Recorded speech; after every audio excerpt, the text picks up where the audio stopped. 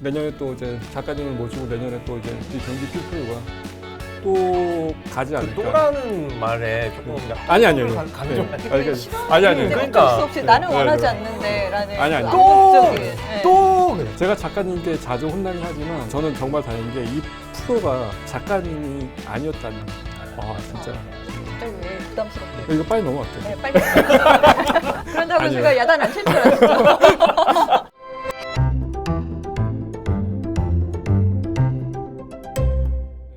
베토벤 하면 빼놓을 수 없는 작품이 후기 실내악 작품. 네. 그리고 후기가 아니라 중기도 마찬가지고 중기도 사실 마찬가지. 예, 네. 베토벤의 주요 메인 프로그램 중에 뭔가 의미 있는 결실을 거뒀던 그런 장르가 현악사중주를 현악사중주. 절대 빼놓을 수는 없죠. 다른 것도 다 마찬가지긴 한데 중기까지 현악사중주와 다른 점이 있다면 비교를 할 수도 없을 만큼 몹시 난해해졌다. 그러면은 그 난해해진 것을 귀족들이 원해서 그런 것이었느냐 하면은 또 그건 또 좀 다른 얘기거든요. 지금 거기서부터 얘기를 좀 출발을 해야 할 것 같아요. 이 현악사중주는 누구를 위해서 작곡되었나? 갑자기 이렇게 엄청나게 난해해졌는데 대체 이 음악을 듣는 사람들은 누구였는가를 갖다가 우리가 생각을 해봐야 할 것 같은데 후기 현악사중주를 작곡하던 당시에 베토벤 주변 심지어는 빈의 사회적인 변동이 굉장히 심하게 왔어요. 그리고 베토벤 주변의 귀족들의 형편도 이제 그때와 굉장히 많이 달라졌는데 든든한 후원자들이었잖아요. 베토벤이 자신이 원하던 궁정악장이나 이제 황제 전속 작곡가는 못 돼가지고 철밥통을 차는 데는 실패를 했지만 그럼에도 불구하고 계속해서 먹고 사는데 지장을 주지 않았던 것은 구박받아가면서도 베토벤한테 신뢰를 버리지 않았던 그 든든한 후원자, 귀족 후원자들이었는데 그들이 형편이 예전 같지 않아졌어요. 비참하거나 아니면 좀 안 좋은 말로를 갖다가 맞이하면서 베토벤도 이제 당분간 현악사중주를 갖다 작곡을 하지 않았던 거죠. 근데 여기에는 이제 후원자의 형편이 안 좋아진 것도 있었지만은 자신의 작품을 가장 잘 연주해줬던 악단이 이그나츠 슈판지라는 굉장히 유명한 비르투오소 바이올리니스트가 있었는데 이 사람이 러시아로 돌아갔던 거예요. 그래서 더 이상 자기가 작곡을 해도 나의 곡을 온전하게 연주해줄 사람이 없다라고 생각을 하고서 그만두고 한동안 현악사중주 장르를 작곡을 안 했어요. 그러던 와중에 시대가 바뀌어가지고 자신을 후원해주던 사람들이 전통적인 귀족들에서 부르주아로 교체가 된 거죠. 귀족들이 베토벤을 좋아했던 것처럼 시민 계급도 이제 베토벤을 추종을 하기 시작을 하는 거예요. 그러면서 이제 그때 당시에 빈의 이런 풍토가 음악계의 풍토가 양쪽으로 갈려 있었어요. 그 굉장히 대중적인 클래식 음악, 뭐 왈츠라든가 아니면 뭐 오페라 이런 로시니 같은 사람들도 네. 그때 굉장히 유명해졌었고 아니면 들으면 바로 귀에 쏙쏙 들어오는 그러니까 대중들이 좋아하는 한 번 들으면 되게 좋아하는 그런 음악들이 대체로 대세를 이루고 있었고 그 와중에 아주 작은 극소수의 시민들이 엘리트 계급이라고 할 수가 있는데 그 사람들이 순수 음악 이데올로기라고 그때 말씀을 드렸었는데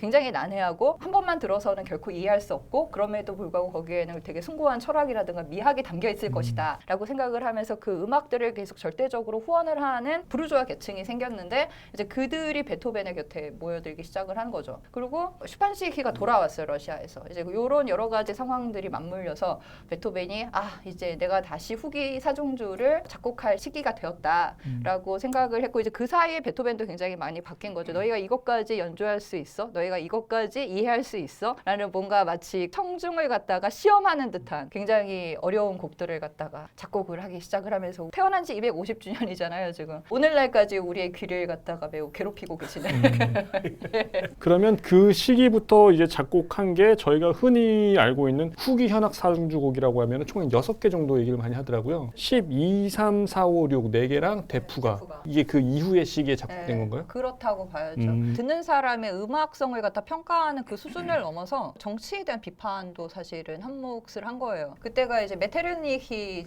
시대였는데 검열과 그리고 계엄령이 내려졌던 시기거든요. 모든 예술 작품들이 다 검열을 통과해야지 사람들에게 공개가 될 수 있었고 그때도 집합금지 명령이 있었어요. 이렇게 뭐 5명 이상 모이면 안 되는 다들 정치적으로 뭔가 논쟁을 하면서 역모를 꾸밀 수 있다. 그래가지고 슈베르티아대도 사실 그때 한번 모였다가 다들 경찰에 슈베르트 포함해가지고 끌려갔던 적이 한 번 있거든요. 음악은 언어가 없잖아요. 예. 언어가 없기 때문에 그 안에서 검열을 갖다가 뭔가 희롱하는 듯한 너희가 이런 것까지 검열할 수 있어? 정치적인 어떤 억압이나 강압을 갖다가 뭔가 희화화시키는 그러한 역할도 했던 것으로 근데 보여요. 이렇게 가사가 없는 실력곡 같은 경우는 검열 대상이 될 수 있어요. 예를 들어서 쇼스타코비치, 스탈린이 엄청나게 간섭을 많이 했었거든요. 이제 9번 심포니를 작곡할 무렵 스탈린은 말하자면 베토벤 9번과 같이 조금 빵빵 터지고 좀 합창단도 음악이고 좀 엄청나게 그런 커다란 심포니를 기대했었던 것 같아요. 쇼스타코비치는 9번에서 다 끝나고서 이제 죽는다. 작곡가들이 10번 교향곡을 작곡하지 못하고 다 죽었다. 다 죽었다. 거기에 대한 그거에- 콤플렉스가 있었죠. 거기에 콤플렉스 때문에 굉장히 가볍고 네. 굉장히 해악스럽고 굉장히 하이든스럽고 굉장히 고전적으로 그렇게 작곡을 했거든요. 슈탈린은 거기에 대해서 굉장히 반감을 가졌죠. 그렇죠. 되게 안 좋아했죠. 네, 네. 네. 슈탈린 죽고 나서 또 10번이 작곡이 됐는데 나중에 말씀을 드릴 건데 DSC 하 디미트리 쇼스타코비치가 SCH가 이름이거든요. 이름에 음을 붙여가지고 말하자면 이제 슈탈린은 죽었고 내가 승리를 했다 하고서 10번에 그 마지막 악장에 보면은 굉장히 그 승리한 그 야다다다람 따다다다 네. 그 의미를 좀 숨겨놓는구나. 네. 네. 어. 근데 뭐 그 의미가 숨어 있었다기보다는 지금 앞에 9번까지 검열했던 것처럼 통치자 마음인 거예요, 그렇죠? 그거 맞아요. 정치적인 강압이 심한 사회는 단순해져요. 그 시대 사람들이 향락을 좋아하고 듣기 쉬운 음악만 좋아하고 그런 것들이 바로 그런 검열의 영향이거든요. 넘쳐나는 이제 혁명 사상이랑 철학에 사람들이 다 지쳐버린 거예요. 그때가 프랑스 혁명이 계속 오랫동안 지속이 됐잖아요. 삶에 대해서 고민하거나 공부하고 싶지 않은 사람들이 단순하게 살고 싶으니까 오페라를 찾고 들으면 바로 이렇게 귀에 쏙쏙 들어오는 선율, 쾌락 이런 것들을 원하니까 예술이 어떤 뭐 문명이라든가 자신의 인격 개발 이런 게 아니라 향락의 대상이 된 거죠. 이제 그런 사회에 대한 어떤 일침을 주기 위해서로 나의 현악 사중주는 굉장히 어렵게 써야겠구나라는 생각을 하면서 만들어진 작품들인 거죠. 현악 사중주 곡을 많이 연주하기도 하고 이걸 굉장히 난해하다라고 아까 전에 작가님께서 네. 표현하셨잖아요. 몇 가지 음악적인 좀 특징이 있을 것 같아요. 그 그래, 전과 네. 비교해서. 네네네. 몇 가지만 얘기해야 되나요? 아니 뭐 말씀하신 일단은 조금 준비한 거 있으니까 편집만 되지 않게. 편집셔도 돼요. 너무 길면 편집하세요. 후기 현악 사용주를 우리가 보통 127, 130, 131, 132 그리고서 135 이제 끝에 133이 있어요. 요 133은 사실 130번의 마지막 악장이거든요. 대프가. 네. 대프가 네. 고로세프 작곡 시기를 보면 1825년 26년 한마디로 말씀드리면 이 후기 현악 사중주는 그 사중주 역사상 그러니까 실내악 역사상 음악인들에게 가장 중요한 자산이 아닌가 싶어요. 하이든이 실내악을 굉장히 많이 썼죠. 하이든이 그 실내악을 썼다 그러면은 모차르트는 그 쓴 거를 조금 지경을 넓혔다고 할까요? 그리고 베토벤은 그거를 혁명적으로 새로운 시각으로 그 실내악을 썼다고 저는 생각해요. 아니 새로운 장르는 아니죠. 아니고. 장르는 아닌데 새로운 길을 제시한 것 같아요. 새로운 개념. 작가님께서 말씀하셨듯이 굉장히 난해해요. 사실 127까지도 중기 정도예요. 중기보다 조금 살짝 난해해요. 길고 네. 길고 난해한 네. 정도지 사실 난해한 거는 130서부터거든요. 맞아요. 이 후기 현악 사중주가 베토벤의 내면과 이 심리와 매우 밀접한 연관성을 가지고 있어요. 베토벤의 뭐 청각 상실, 조카와의 문제, 건강 악화, 정신 건강의 악화 이런 모든 것들이 다 복합적으로 이루어져서 만들어진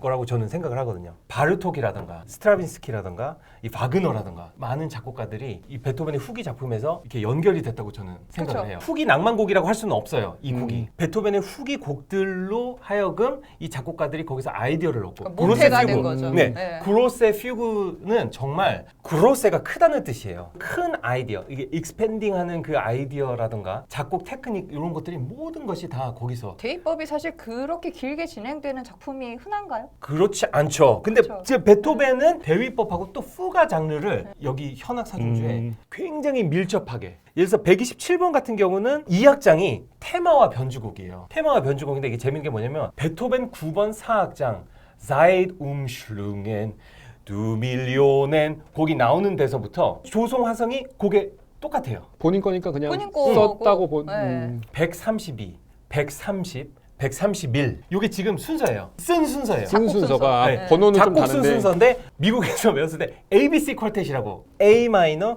132 B 플랫 메이저 그다음에 131이 뭔가 좀 C 샵 마이너 그래서 ABC 퀄텟이라고 하는데 132가 5악장으로 구성이 되어 있고 132 6악장, 그다음에 131 7악장. 이거를 다 들으려면 정말 정신을 차리든지 정신을 놓던지 둘 중에 하나를 택하고서 들어야 돼. 저는 132, 130, 131을 처음부터 다 들어보세요. 이렇게는 못 하겠어요. 그거는 정말 곤욕이에요. 근데 계속해서 꾸준히 관객들은 찾아갔고, 그리고 슈반지히 같은 경우 자기가 이제 뭐 우똥까지 줘가면서 초연은 내가 하겠다 그러면서 되게 베토벤한테 적극적으로. 찾아온 건데 너 그렇게밖에 연주 못하냐고 맨날 베토벤에게 쿠사리 먹고, 공연이 몇 번이고 실패를 곡이 너무 난해해가지고 그때 당시에 계속 그 당시엔 실패하는 곡들이요? 그러니까 연주를 실패한 거죠. 작품은 작품은- 온전한데 베토벤의 마음에 드는데 실패를 한 거죠. 아, 예, 그래서 다시 해봐. 그러면 이제 다시 연주하면 또 예전에 왔던 관객들이 또 와서 듣고, 사람들이 어떤 하나의 작품을 마스터하는데 그냥 한 번 듣고 끝나는 이제 그런 음악이 더 이상 아니게 된 거죠. 근데 와, 지휘자님 본업이 지휘인데 교향곡보다 지금 현악 사중주에 그러니까 좀 더- 너무 열정적으로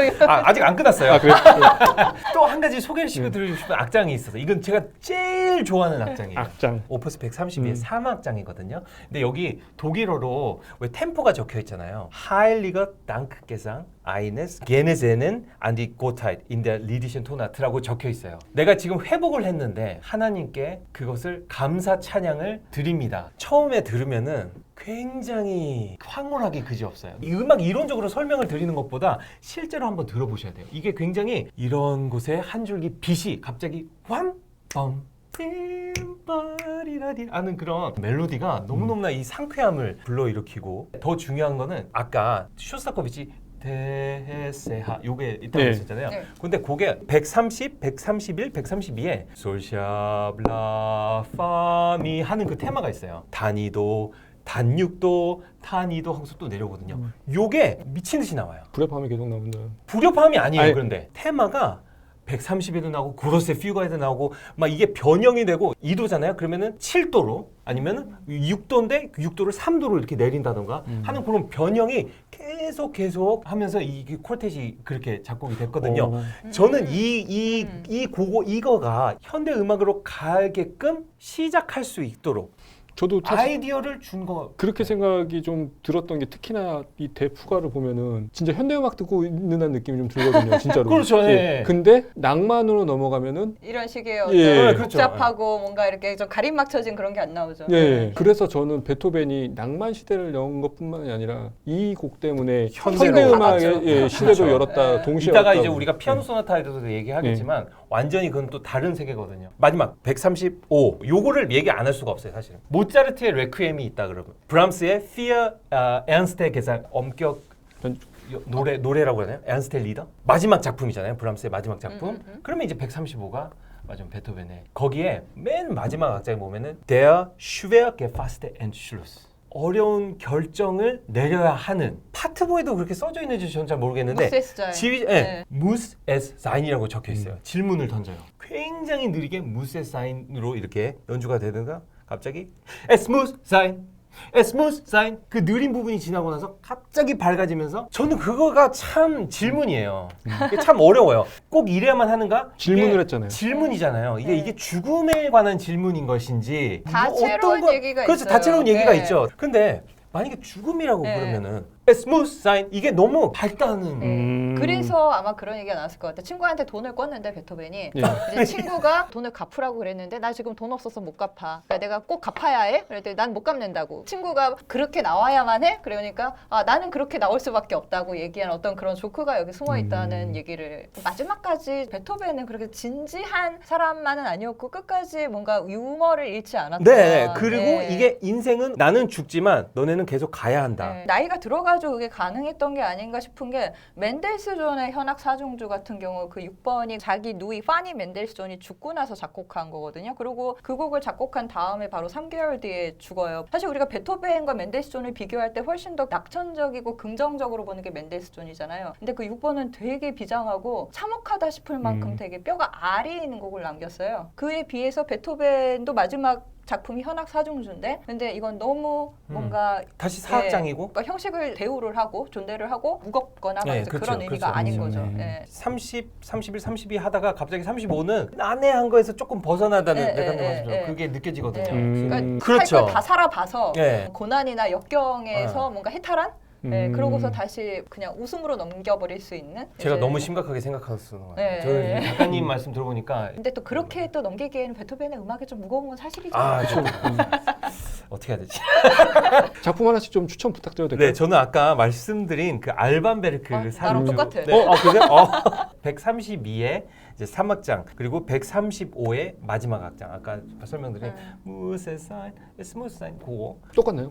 저는 가급적이면은 연주는 가장 최근에 이렇게 만들어 녹음된 그런 음반 같은 걸 선호를 하는데 현악 사중주는 그게 안 돼요. 현악 사중주는 알반 네. 베르크 말고는 제 생각에는 그 차이가 이런 건 것 같아요. 오늘날의 지금 이 젊은 세대들의 현악 사중주단은 각자가 다 솔리스트나 아니면 다른 악단의 악장이나 이런 데서 활동을 하다가 나중에 해쳐 모여 해가지고 이제 그때 시간을 맞춰가지고 이제 공연을 다니는 그런 케이스거든요. 그러니까 같이 모여서 계속해서 꾸준히 연주를 하거나 이제 그런 시간이 아마데우스 사중주단이라든가 도쿄 사중주단, 뭐 모차르트 퀄텟, 알반 베르크 이런 데랑 좀 차원이 다른 것 같아요. 그 사람들은 각자 독립적인 활동을 하기보다 계속 그렇게 한 덩어리로 다녔거든요. 그러면서 굉장히 사이들도 되게 안 좋았어요. 제가 아직도 기억을 하는 게 현악 사중주를 정의를 할 때 이런 식으로 얘기를 해요. 바이올린을 잘하는 바이올리니스트와 그리고 그보다 좀 못한 바이올리니스트, 그리고 바이올리니스트가 되길 포기한 바이올리니스트, 그리고 예, 첼로가 같이 모인 곳이라서 첼로는 그냥 첼로야. 그래서 이들이 같이 모여서 연주를 하는 거기 때문에 계약서를 보면 되게 재밌는 내용들이 되게 많았어요. 그러니까 절대 이들을 한 호텔에 묵게 하지 말고 만약에 이제 그 도시가 작은 도시여서 호텔이 4개까지 있지 않다 그러면은 같은 층을 숙소로 주지 말 것. 꼭 반드시 리허설이랑 본 공연 때만 이렇게 마주하게 하고 비행기도 다 다르게 타가지고 와야 하는. 실내악을 공부를 하다 보면은 싸움을 부추기는 건 아닌데 그럴 때가 와요. 근데 이거 실내악이 너무 힘든 게 그 오케스트라에 있어서 지휘자를 보고 연주를 하면 되는데 이 실내악은 서로 계속 호흡을 맞춰야 되잖아요. 그렇죠. 그러니까 그래서 이제 더 거기 어려운 헤게모니를 가진 사람이 꼭 있는데 그게 주로 이제 악장이고. 오늘은 저희가 이제 감독님께서 큰 고민 없이 알반 베르크 저희 추천해 주신 영상 오늘 마무리하고요. 저희 다음 시간에 찾아뵙겠습니다. 감사합니다.